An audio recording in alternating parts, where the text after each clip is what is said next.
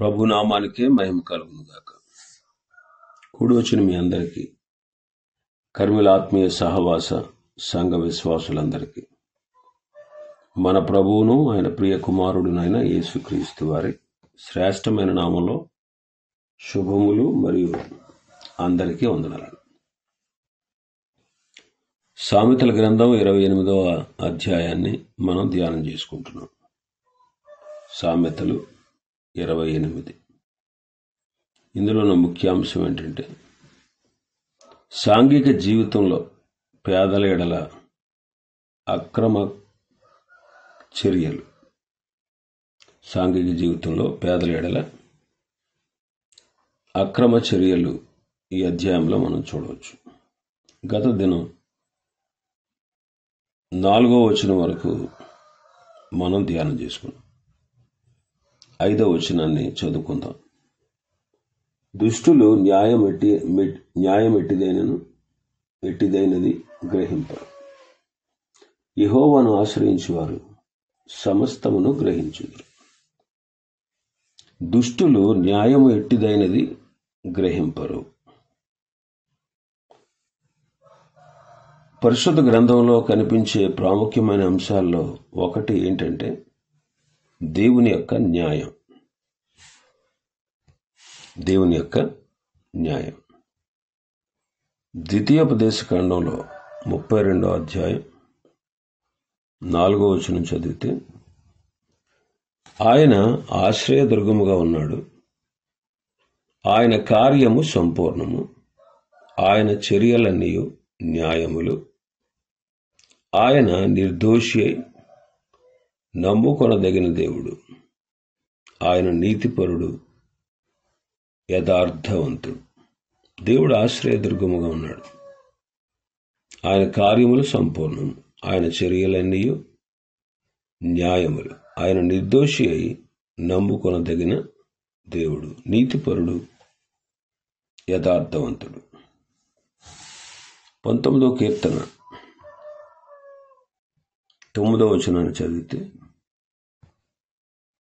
యెహోవా యందైన భయము పవిత్రమైనది, అది నిత్యము నిలుచును. యెహోవా న్యాయ విధులు సత్యమైనవి, అవి కేవలము న్యాయమైనవి. 89వ కీర్తన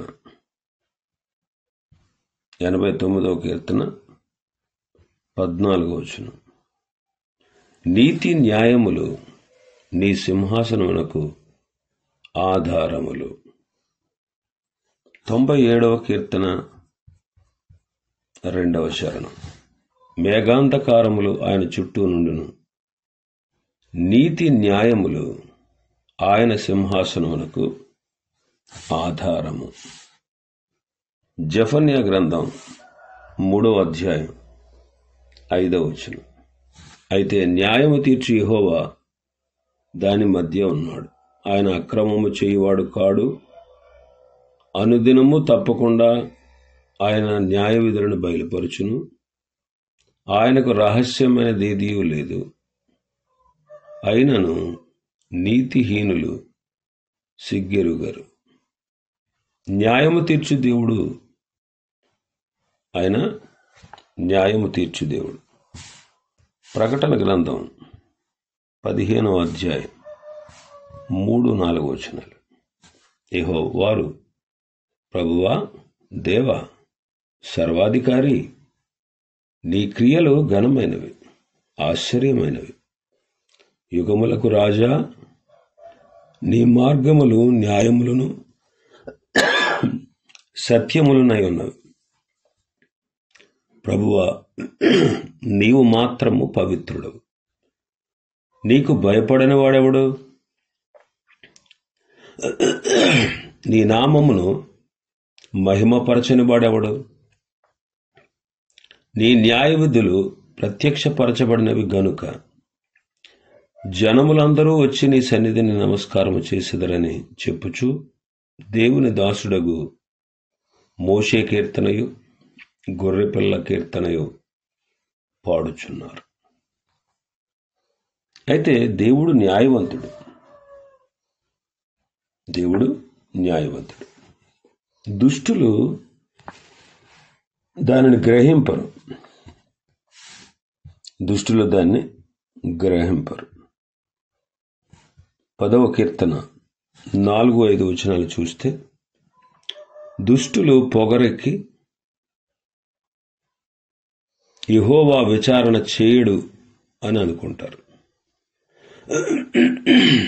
దేవుడు లేడని వారు ఎల్లప్పుడూ యోచిస్తారు.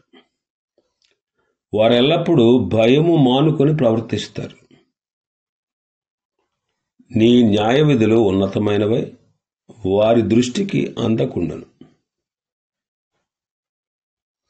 కాబట్టి దుష్టులు గ్రహించలేరు. 92వ కీర్తన 6-7 వచనాలు చదివితే, పశుప్రాయులు వాటిని గ్రహింపరు, అవివేకులు వివేచింపరు. నిత్య నాశనము నందుటకే గదా భక్తిహీనులు గడ్డి వలె చిగుర్చుదురు, చెడు పనులు చేయు వారందరూ పుష్పించుదురు. యెషయా గ్రంథం 44వ అధ్యాయం 18వ వచనం. వారు వివేచింపరు, గ్రహింపరు. చూడకుండునట్లు వారి కన్నులు కప్పబడెను, గ్రహింపకుండునట్లు వారి హృదయములు మూయబడెను. యోహాను సువార్త 12వ అధ్యాయం 39-40 వచనాలు.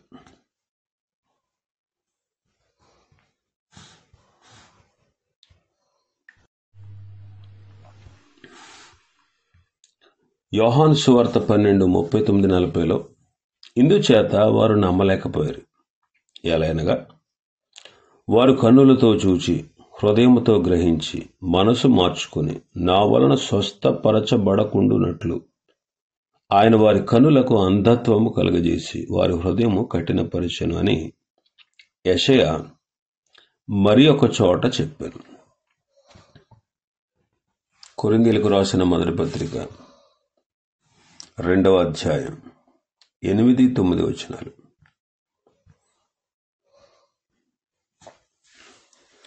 అది లోకాధికారుల్లో ఎవరికీ తెలియదు. అది వారికి తెలిసి ఉండిన ఎడల మహిమా స్వరూపియగు ప్రభును సిలువ వేయకపోయిందురు. ఇందును గూర్చి దేవుడు తన్ను ప్రేమించు వారి కొరకు ఏవి సిద్ధపరచనో అవి కంటికి కనబడలేదు, చెవికి వినబడలేదు, మనుష్య హృదయమునకు గోచరము కాలేదు అని రాయబడి ఉన్నది. 14వ వచనం చదివితే, ప్రకృతి సంబంధి అయిన మనుష్యుడు దేవుని ఆత్మ విషయములను అంగీకరింపడు. అవి అతనికి వెర్రితనముగా ఉన్నవి. అవి ఆత్మానుభవము చేతనే వివేచింపదగును గనుక అతడు వాటిని గ్రహింపచాలడు. దేవుని వెదగుచు ఆయన పట్ల భయభక్తులు కలిగి ఆయన నుండి వచ్చే జ్ఞానాన్ని కలిగి ఉన్నవారు వీటిని అర్థం చేసుకుంటారు. కాబట్టి దేవుని న్యాయ విధులు దుష్టులు గ్రహించలేరు. అయితే దేవుని ఆశ్రయించేవారు వాటిని తెలుసుకుంటారు. 119వ కీర్తన 119 96వ వచనాన్ని నుంచి మనం చూస్తే, 96వ వచనం, సకల సంపూర్ణతకు పరిమితి కలదని నేను గ్రహించి ఉన్నాను. నీ ధర్మోపదేశము అపరిమితమైనది. నీ ధర్మశాస్త్రము నాకెంతో ప్రియముగానున్నది. దినమెల్లా నేను దానిని ధ్యానించుచున్నాను. నీ ఆజ్ఞలు నిత్యము నాకు తోడుగానున్నవి. నా శత్రువులకు మించిన జ్ఞానము నాకు అవి నాకు కలుగజేయుచున్నవి. నీ శాసనములు నేను ధ్యానించుచున్నాను కావున నా బోధకులందరికంటే నాకు విశేష జ్ఞానము కలదు. నీ ఉపదేశములను నేను లక్ష్యము చేయుచున్నాను గనుక వృద్ధుల కంటే నాకు విశేష జ్ఞానము కలదు. దానియేలు గ్రంథం 12వ అధ్యాయం 10వ వచనం, అనేకులు తమ్మును శుద్ధిపరుచుకుని ప్రకాశమానులను నిర్మలులను అగుదు. దుష్టులు దుష్ట కార్యములు చేయుదురు, కనుక ఏ దుష్టుడును ఈ సంగతులను గ్రహింపలేకపోవును గాని బుద్ధిమంతులు గ్రహించెదరు. హోషేయ గ్రంథం 14వ అధ్యాయం 9వ వచనం. జ్ఞానులు ఈ సంగతులు వివేచింతురు, బుద్ధిమంతులు వాటిని గ్రహింతురు. ఎలయనగా యెహోవా మార్గములు చక్కనివి, నీతిమంతులు దానిని అనుసరించి నడుచుకుందురు గాని తిరుగుబాటు చేయువారి దారికి అది అడ్డము గనుక వారు తొట్రిల్లుదురు. ఇంకా యోహాను సువార్త 7వ అధ్యాయం 17వ వచనం చదివితే, ఎవడైనను ఆయన చిత్తము చొప్పున చేయ నిశ్చయించుకుని ఎడల ఆ బోధ దేవుని వలన కలిగినదో లేక నా అంతట నేనే బోధించుచున్నానో వాడు తెలుసుకొనును. ఎవడైనను ఆయన చిత్తము చొప్పున చేయ నిశ్చయించుకున్నవాడు వాడు తెలుసుకుంటాడు, గ్రహిస్తాడు. కొరింథీయులకు రాసిన మొదటి పత్రిక 2వ అధ్యాయం 7వ వచనం నుంచి చూస్తే, 7వ వచనం నుంచి కొరింథీయులకు రాసిన మొదటి పత్రిక 2వ అధ్యాయం 10వ వచనాన్ని చదువుదాం. మనకైతే దేవుడు వాటిని తన ఆత్మ వలన బయలుపరిచున్నాడు. ఆ ఆత్మ అన్నిటినీ, దేవుని మర్మములను కూడా పరిశోధించుచున్నాడు. తను ప్రేమించి వారికి ఏమి సిద్ధపరిచాడో అవి కంటికి కనపడవు, చెవికి వినపడవు, మనుష్య హృదయమునకు గోచరము కావు. అయితే దేవుడు వాటిని తన ఆత్మ వలన మనకు బయలుపరిచి ఉన్నాడు. కాబట్టి దుష్టులు న్యాయం ఎట్టిదైనది గ్రహించలేరు, యెహోవాను ఆశ్రయించువారు సమస్తాన్ని గ్రహిస్తారు. ఇంకా మన భాగంలోకి వస్తే 6వ వచనంలో, వంచకుడై ధనము సంపాదించిన వానికంటే యథార్థముగా ప్రవర్తించు దరిద్రుడు వాసి. వంచకుడై ధనము సంపాదించిన వానికంటే యథార్థంగా ప్రవర్తించే దరిద్రుడే వాసి అంటున్నాడు.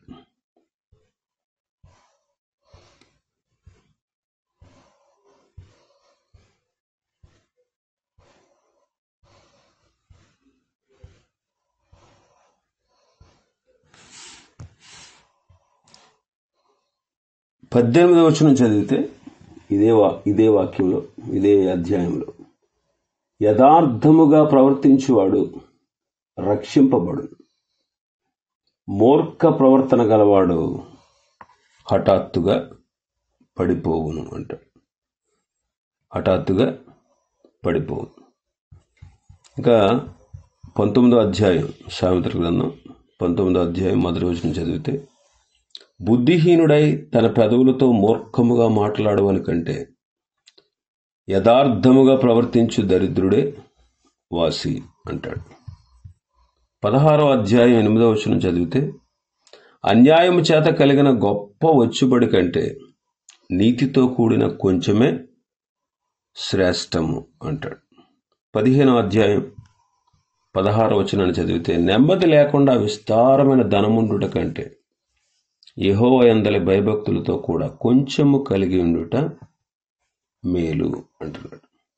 కాబట్టి వంచనతో మనం ధనం సంపాదించకూడదు. ఇతరులను వంచన చేసి,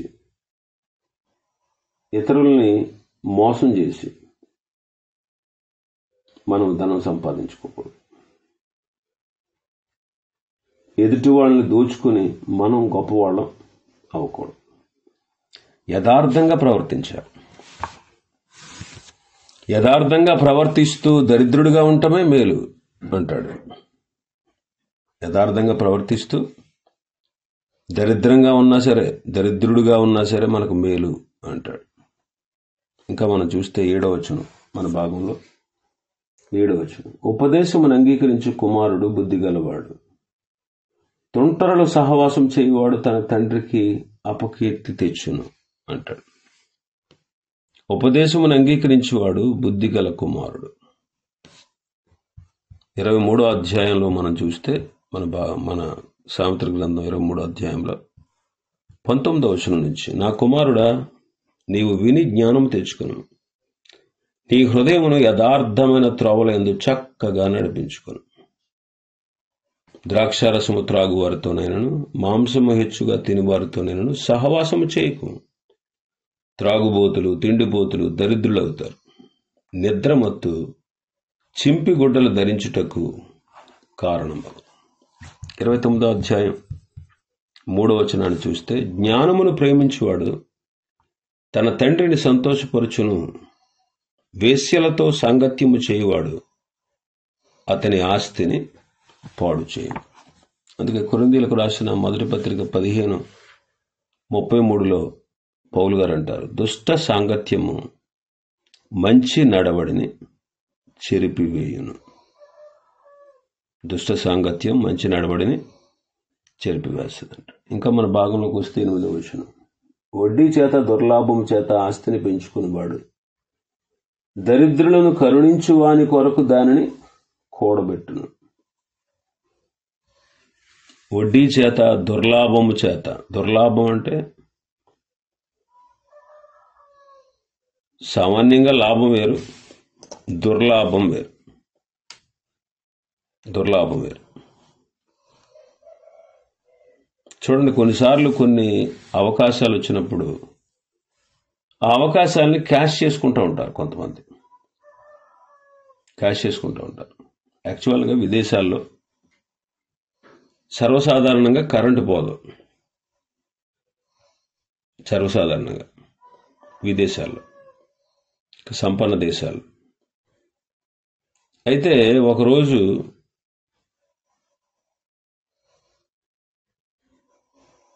మూడు గంటల పాటు రాత్రి సమయాల్లో కరెంటు పోయిందంట. 3 గంటల పాటు. ఆ టైంలో వాళ్ళకి కొవ్వొత్తులు, క్యాండిల్స్ అవసరమైనవి. క్యాండిల్స్ కావాల్సి వచ్చింది. ఎప్పటి నుంచో స్టాక్ పెట్టుకున్నటువంటి వారు, షాప్ యజమానులు చాలామంది 10 రెట్లు అధికంగా ధర పెట్టి అమ్మారంట. ₹1 అనుకోండి, క్యాండిల్ 10 రూపాయలు పెట్టి అమ్మారు. అలాగ లాభాన్ని సంపాదించుకున్నారు. కానీ కొంతమంది మాత్రం అమ్మాల్సిన ధరకే అమ్మారు. అమ్మాల్సిన ధరకే అమ్మారు. ఎదుటివారి అవసరాలని మనం క్యాష్ చేసుకోకూడదు. దాన్ని దుర్లాభం అంటారు. ఒకవేళ అధికమైన వడ్డీల చేత, దుర్లాభం చేత ఆస్తిని పెంచుకుంటే అది ఎవరి కోసం దాస్తారు తెలుసా? దరిద్రుల్ని కరుణించేవారు ఉంటారే, వాళ్ళ కొరకు దాన్ని దాచిపెడతారు. వాళ్ళ కొరకు దాన్ని దాచిపెడతారు. కాబట్టి మన దాతృత్వం గలవారి కోసం, దుర్లాభము చేత ఆస్తిని పెంచుకునేవాడు వాడి కోసం కాదట, అది దాతృత్వం గలవారి కోసం దాన్ని దాచిపెడతాడు. ఇంకా మనం చూస్తే మన భాగంలోకి వస్తే 9వ వచనం, ధర్మశాస్త్రము వినకుండా చెవిని తొలగించుకొని వాని ప్రార్థన హేయము అంటున్నాడు. వాక్యానుసారంగా ప్రవర్తించకుండా నువ్వు ఎన్ని ప్రార్థనలు చేసినా ఆ ప్రార్థనలు హేయము. ధర్మశాస్త్రం వినకుండా అని రాశాడు ఇక్కడ. పాత నిబంధన భక్తులకి ధర్మశాస్త్రమే పరిచయం. కానీ మనకు దేవుడు పరిశుద్ధ గ్రంథాన్ని 66 పుస్తకాలను ఇచ్చాడు. మరి దీన్ని వినకుండా చెవిని తొలగించుకునుట అంటే ఏంటంటే, వినువారు మాత్రంగా ఉండి దాన్ని అనుసరించకుండా ఉండేవారు అని అర్థం. వింటలేదా? మనం ఎన్నో వర్తమానాలు వింటున్నాం, ఎన్నో వాక్యాలు వింటున్నాం, ఎన్నో ఉపదేశాలు వింటున్నాం. వినడం వరకే. ఏముందా అని తెలుసుకోవడం కోసం కొంతమంది వింటున్నారు, విన్నట్టే ఉన్నారు, కానీ దానిని ఆచరణలో పెట్టట్లేదు. కాబట్టి ధర్మశాస్త్రం వినకుండా చెవి తొలగించుకుని వాని యొక్క ప్రార్థన ఆయనకు హేయము అంటాడు. ఆయనకు హేయం. ఆయన వినడు. యథార్థవంతుల ప్రార్థన ఆయనకు ఆనందకరం. సామెతలు 15:8 చదువుతాం. యథార్థవంతుల ప్రార్థన ఆయనకు ఆనందకరం అట. ఆయన ఆనందిస్తాడు వాడు ప్రార్థన చేస్తే. భక్తిహీనుడు అర్పించు బలులు ఆయనకు హేయము, ఒకవేళ దురాలోచనతో అర్పిస్తే అవి మరీ హేయము అంటాడు. నా హృదయంలో నేను పాపమును లక్ష్యము చేసిన ఎడల ప్రభు నా మనవి వినకపోవును అంటాడు. పాపం చేయడం కాదండి ఇక్కడ, పాపమును లక్ష్యము చేసిన ఎడల అంటాడు. లక్ష్యం చేయడం అంటే ఏంటి? పాపకార్యాలు చేయడానికి అవకాశం కోసం ఎదురు చూడడం. పాపకార్యాలు చేయడానికి ఛాన్స్ దొరకట్లే, ఛాన్స్ కోసం వెయిట్ చేస్తున్నాడు అన్నమాట. ఎప్పుడు ఛాన్స్ దొరుకుద్దా పాపకార్యాలు చేద్దాం అని ఆ ఆలోచనతో ఉన్నాడు. అలాంటి వ్యక్తి చేసిన ప్రార్థన దేవునికి హేయం. మనకి సమయం దొరికినప్పుడు పాపం చేద్దాం, అవకాశం దొరికినప్పుడు పాపంలో చొరబడదాం, ఎప్పుడు అవకాశం దొరుకుతుందా ఈ పాపం చేయడానికని వెయిట్ చేస్తూ ఉంటారే, అలాంటి వాళ్ళు చేసే ప్రార్థన కూడా ఆయనకు హేయమే. 109వ కీర్తన 7వ వచనం. 109వ కీర్తన 7వ వచనం. వాడు విమర్శలోనికి తేపడినప్పుడు దోషి అని తీర్పునందునుగాక, వాని ప్రార్థన పాపం మగునుగాక. వారి ప్రార్థన పాపం. భక్తిహీనుల గురించి చెప్తున్నాడు. యెషయా గ్రంథం 1వ అధ్యాయంలో మనం చూస్తాం. యెషయా గ్రంథం 1వ అధ్యాయం 13వ వచనం నుంచి మనం చూస్తే, మీ నైవేద్యం నాకు వ్యర్థం, నా సన్నిధికి కనబడాలని వస్తున్నారు కదా, నా ఆవరణం త్రొక్కడానికి మిమ్మల్ని రమ్మన్నవాడు ఎవడు అసలు? మీ నైవేద్యం వ్యర్థం, అది నాకు అసహ్యం పుట్టించేటువంటి ధూపార్పణం, దానిని తేకండి. అమావాస్య, విశ్రాంతి దినం, సమాజ కోట ప్రకటన జరుగుతున్నాయి. పాపులందరూ వచ్చేసి గుంపు కూడి పండగలు చేసేస్తున్నారు. మీ అమావాస్య ఉత్సవాలు, నియామక కాలం నాకు హేయం, అవి నన్ను బాధపడుతున్నాయి, వాటిని నేను సహించలేకపోతున్నాను, విసిగిపోయాను మీ చేత. అందుకే మీరు చేతులు చాపేటప్పుడు మిమ్మల్ని చూడండి, నా కన్నులు కప్పుకుంటాను. మీరు బహుగా ప్రార్థన చేసినను నేను వినను, ఎందుకంటే మీ చేతులు రక్తంతో నిండి ఉన్నాయి. మిమ్మల్ని మీరు కడుక్కోండి, శుద్ధి చేసుకోండి, మీ దుష్క్రియలు నాకు కనపడకుండా వాటిని తొలగించుకోండి. కీడు చేయడం మానండి, మేలు చేయడం నేర్చుకోండి, న్యాయాన్ని జాగ్రత్తగా విచారించండి, హింసించబడి వారిని విడిపించండి, తండ్రి లేని వారికి న్యాయం తీర్చండి, విధవరాలి పక్షంగా వాదించండి. ఇవన్నీ మీరు చేయండి. కానీ మీరు అలా చేయకుండా మీ యొక్క చేతులు రక్తంతో నిండి ఉన్నాయంటున్నాడు, పాపంతో నిండి ఉన్నాయంటాడు. అందుకే నేను వినను అంటున్నాడు. మీరు బహుగా ప్రార్థన చేసినా సరే నేను వినను అంటాడు. మన వివాదం తీర్చుకుందాం రండి అంటాడు 59వ అధ్యాయంలో. నేనేమి రక్షించలేని వాడిని కాదు అంటాడు. రక్షింపనేరకుండినట్లు నా హస్తం కురచకాలేదు అంటాడు. నేను విననేరకుండినట్లు నా చెవులేం మందమవ్వలేదు. మీ దోషాలు మీకు మాకు మధ్య అడ్డుగా వచ్చు. మీ పాపాలు ఆయన ముఖాన్ని మరుగు చేశాయి, అందుకే ఆయన ఆలకించట్లేదు అంటాడు. కాబట్టి గమనించండి, ధర్మశాస్త్రం వినకుండా చెవి తొలగించుకుని వాని యొక్క ప్రార్థన ఆయనకు హేయము. ఇంకా చాలా విషయాలు ఉన్నాయి ఈ అధ్యాయంలో. ప్రభు చిత్తమైతే రేపటి దినం మరికొన్ని విషయాలు మనం ధ్యానం చేసుకుందాం. దేవుడి వర్తమాన వాక్యాన్ని మన వినికిడిలో ఆశీర్వదించునుగాక. ఆమేన్.